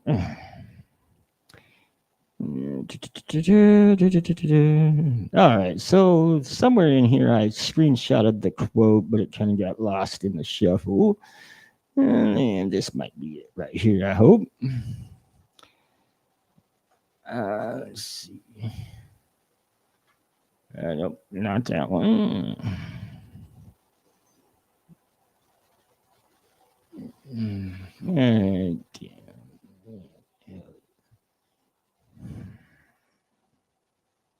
Yeah.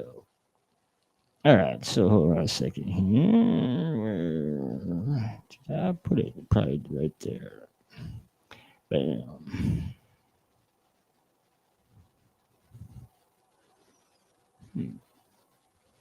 All right. I'm gonna put some music on here for a second while I look for that, because it's somewhere in all this. Bam. But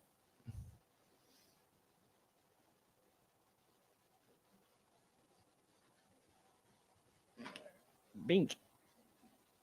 Trying to make music that I want to hear. That's always what I'm making. I'm just trying to make music that I want to hear. That's always what I'm making. Trying to make music that I want to hear. That's always what I'm making. I'm just trying to make music that I want to hear. That's always what I'm making. I'm just trying to make music that I want to hear. That's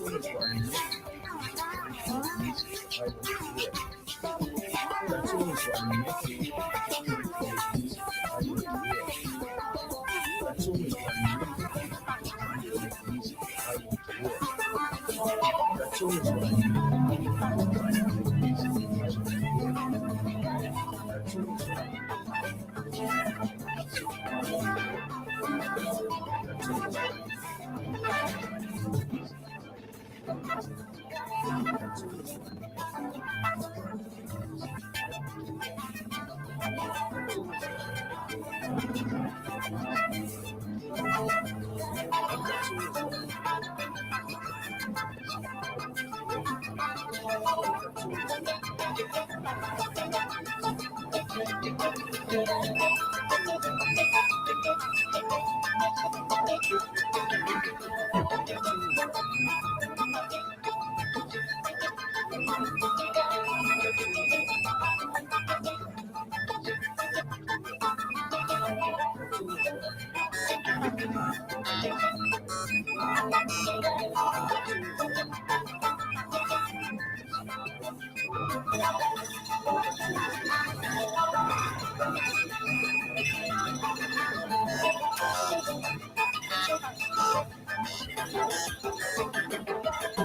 trying to make music that I want to hear.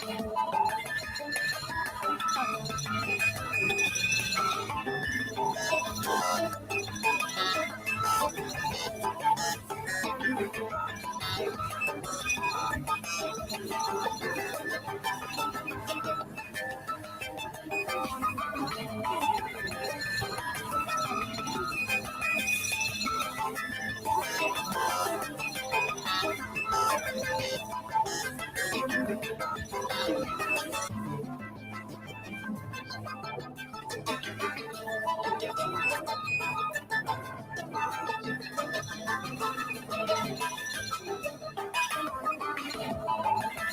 what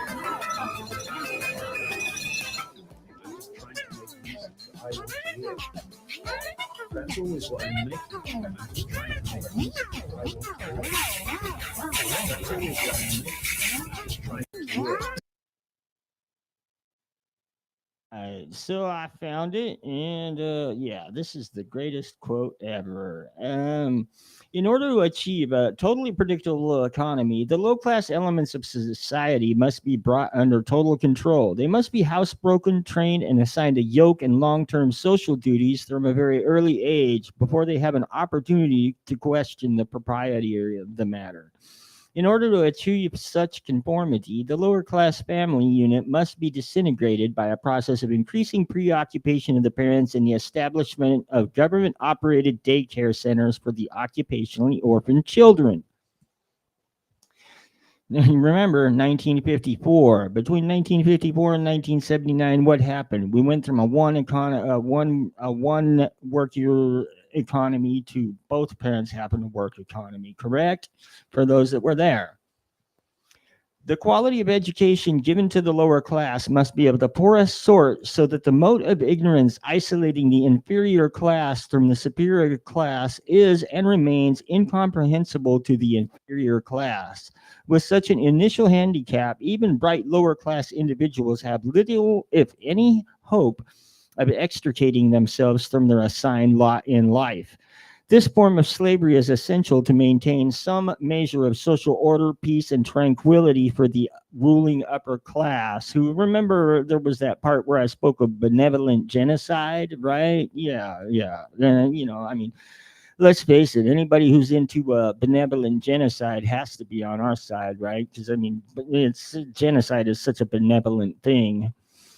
I mean, so let's play another song for y'all.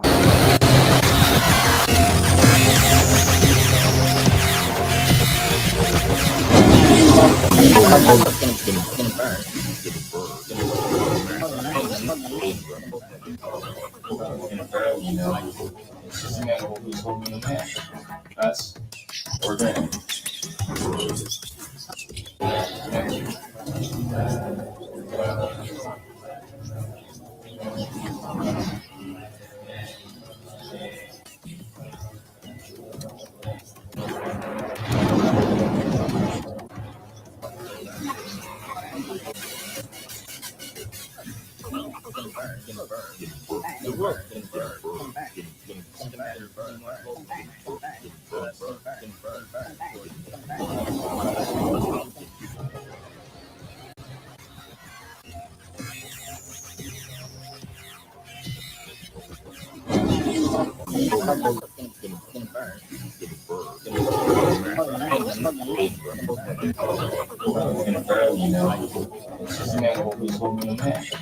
That's organic.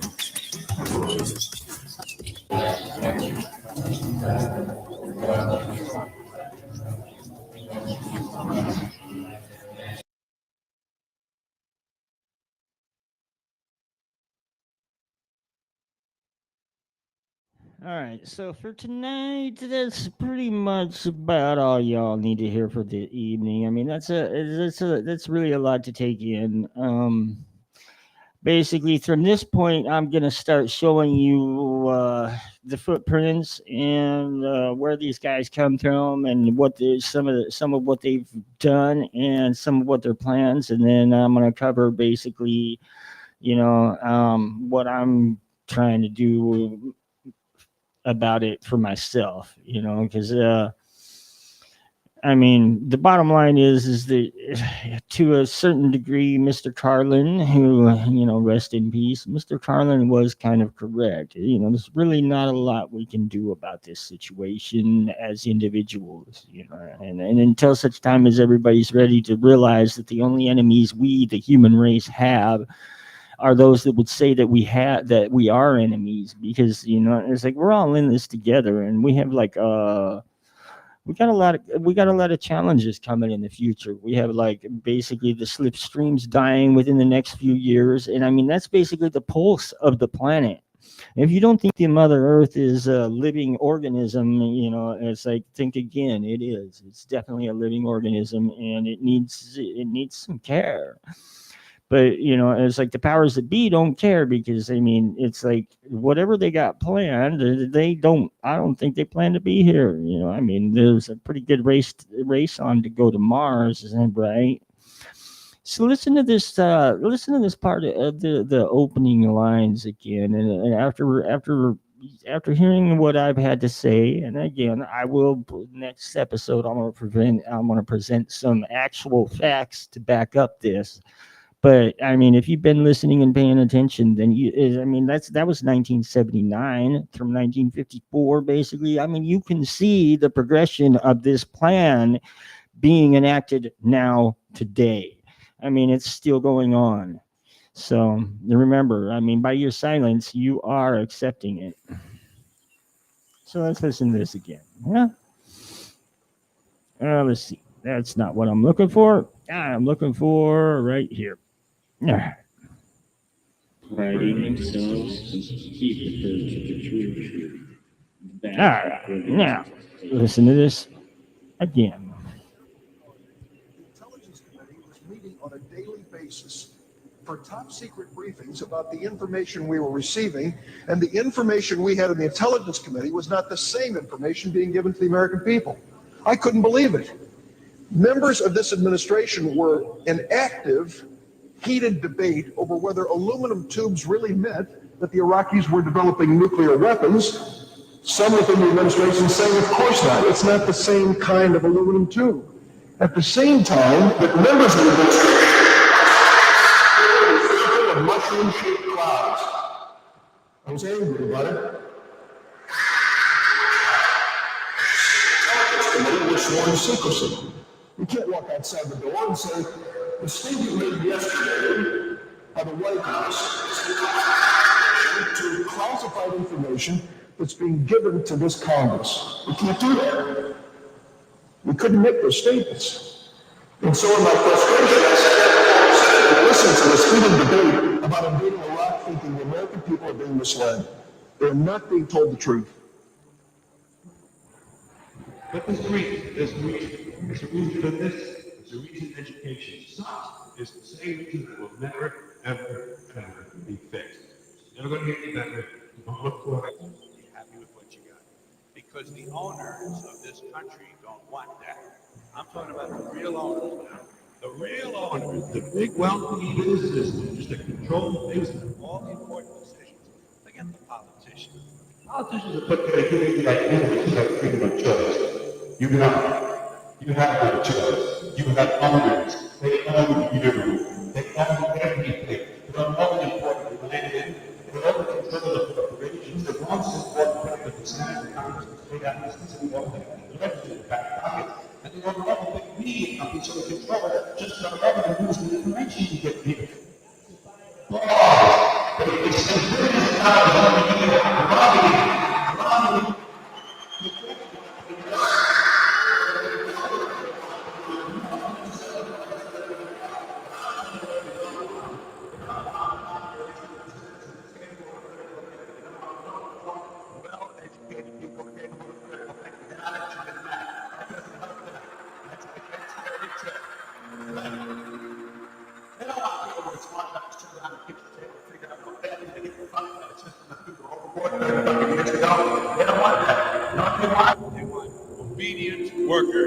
Obedient workers, people who are just smart enough to run the machines and do the paperwork. They're just dumb enough to passively accept all these increasingly shittier jobs with the lower pay, the longer hours, the reduced benefits, the end of overtime, and the vanishing pension that disappears the minute you go to collect it. And now they're coming for your Social Security money. They want your fucking retirement money. They want it back so they can give it to their criminal friends on Wall Street. And you know something? They'll get it. They'll get it all from you sooner or later because they own this fucking place. It's a big club. And you ain't in it. You and I are not in the big club. By the way, it's the same big club they used to beat you over the head with all day long. They tell you what to believe. All day long, beating you over the head in their media, telling you what to believe, what to think, and what to buy. The table is tilted, folks. The game is rigged. Nobody seems to notice. Nobody seems to care.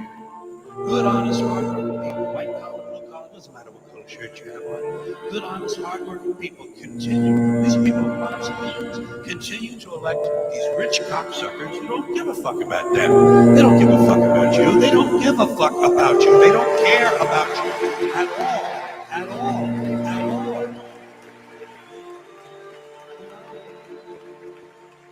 And nobody seems to notice. Nobody seems to care. That's what always killed the fact that Americans will not willfully, but the big red, white, and blue pickets being jammed up their asses.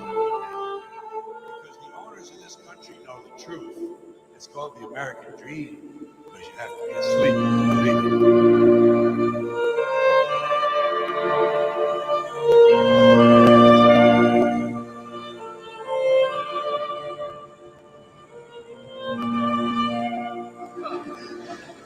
Those weapons of mass destruction got to be somewhere.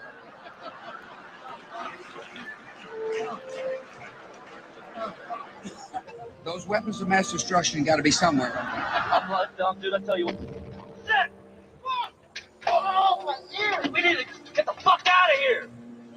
Nope, no weapons over there.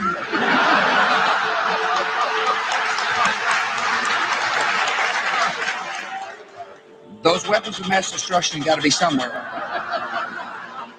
Nope, no weapons over there. Maybe under here. Oops, this photo wasn't supposed to be in here. This is a Skull and Bone secret signal.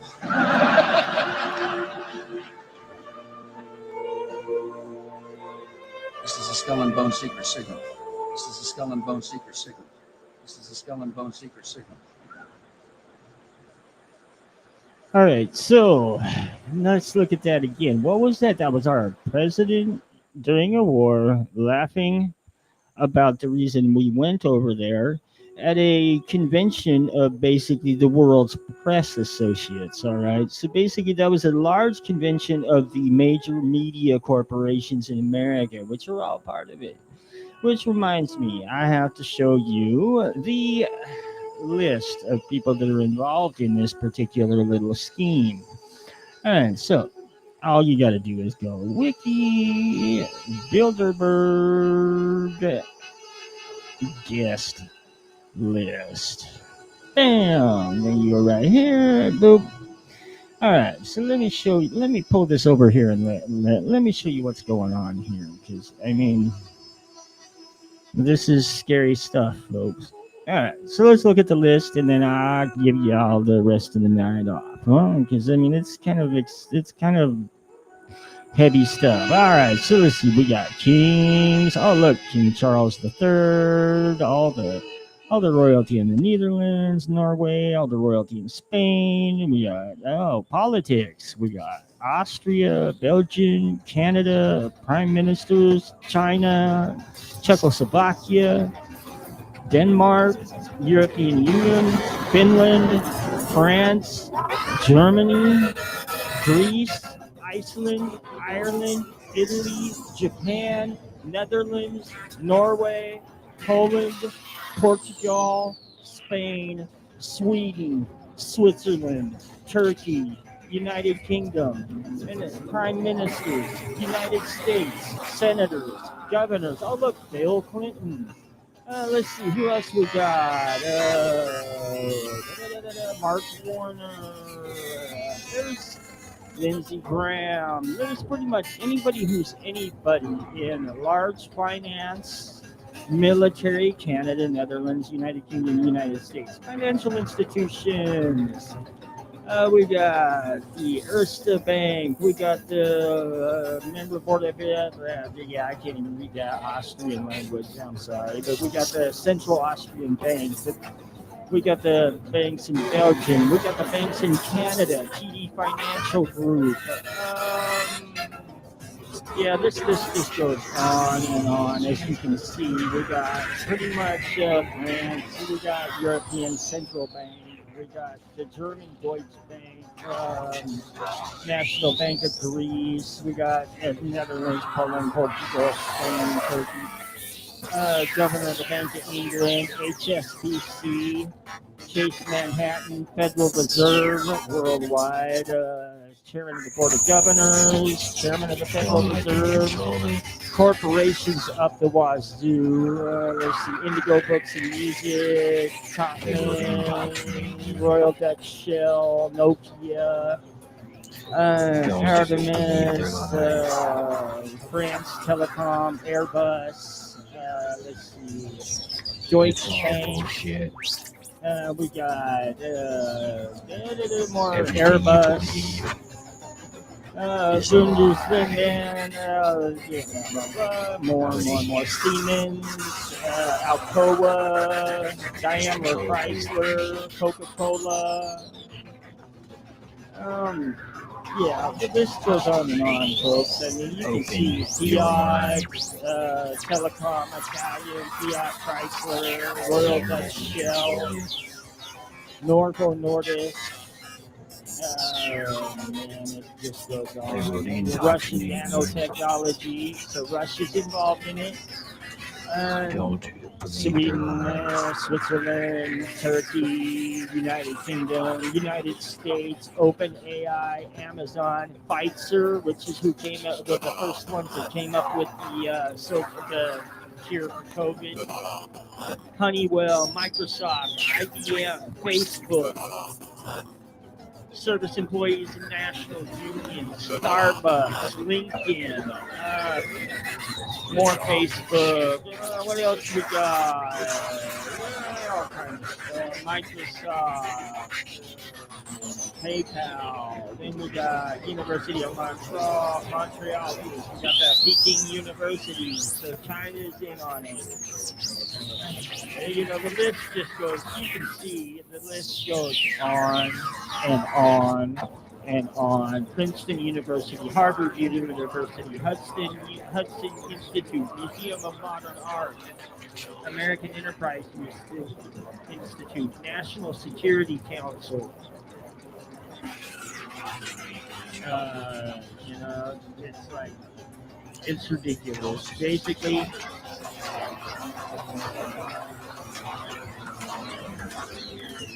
what you're really looking at here is that basically, as George Carlin said, they control everything as far as your sources of information, your media, the decisions that are made for you, the legal system, the police, everything in upper level government. It's not all of them, and not all of them are necessarily consciously complicit, but they've allowed it to happen. So that's the episode for this evening, and we do have the dance parade coming up, and I would say that we need sponsors, we need advertisers, we need guests. So if you would like to be on the show, if you would like to sponsor us, or if you would like to be involved in the dance party and advertise your business, or a dance parade, pardon me, and advertise your business. All you have to do is call 718-253-7273. Again, that's 718-253-7273. Sorry about walking out of the camera there, and I will call it a day. You all have a nice evening.